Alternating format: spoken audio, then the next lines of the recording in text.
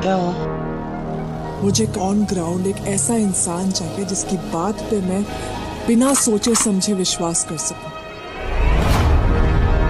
जो कुछ भी हुआ वो शायद गलत है, पर असली कहानी वहीं से शुरू होती है। तुम्हें खुद जाके ढूंढनी होगी। तुम दुनिया के सामने सच्चाई जाहिर क्यों नहीं करते? इस सब का क्रेडिट ऐसे लोगों को मिल रहा है जो उसके लायक नहीं। 1833 में ब्रिटिश पार्लियामेंट ने कौन सा लॉ पास किया था? कैसे कॉन्स्टिट्यूशन आरसी 15 से कनेक्ट हो सकती है?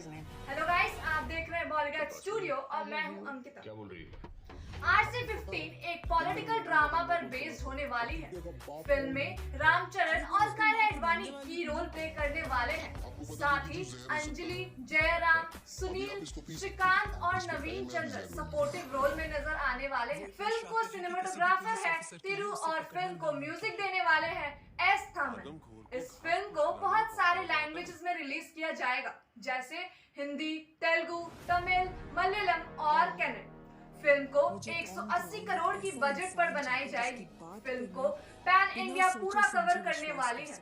जैसे कि हमें आपको बताया है कि फिल्म एक पॉलिटिकल ड्रामा पर बेस्ड होने वाली है। पॉलिटिकल यानी पॉलिटिक्स, गवर्नमेंट, एक गवर्निंग बॉडी, ऐसे बहुत टर्म्स हमारे मन में आते हैं। लेकिन क्या आप जानते हैं कि पहली बार ये टर्म गवर्नमेंट है कब, पॉलिटिशियंस कब आया था, कब हम इस वर्ड से हम फेमिलियर हुए थे?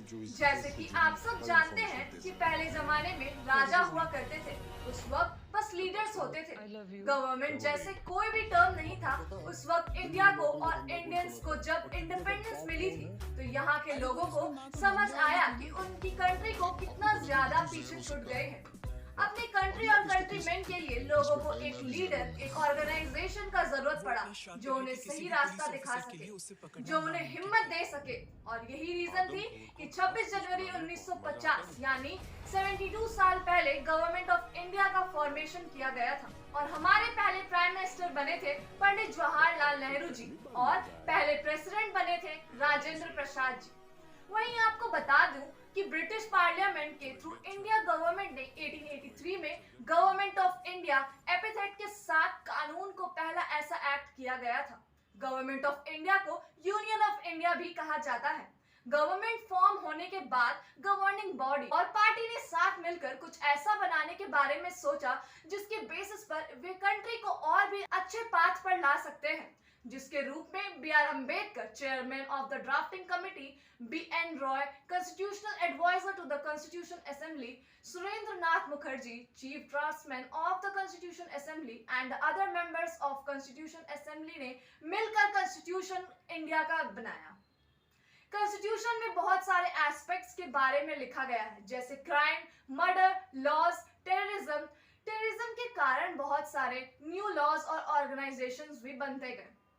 अब देखना ये है कि फिल्म को टेररिस्ट से डील करने के लिए एक्टर और मेकर्स किस रास्ते को चूज करते हैं। रामचरण साउथ के एक डिमांडिंग एक्टर है जिन्होंने अपनी अपकमिंग फिल्म आरसी 15 के लिए 50 करोड़ चार्ज किया है। इसी के साथ वे एक सोशल वर्कर भी है।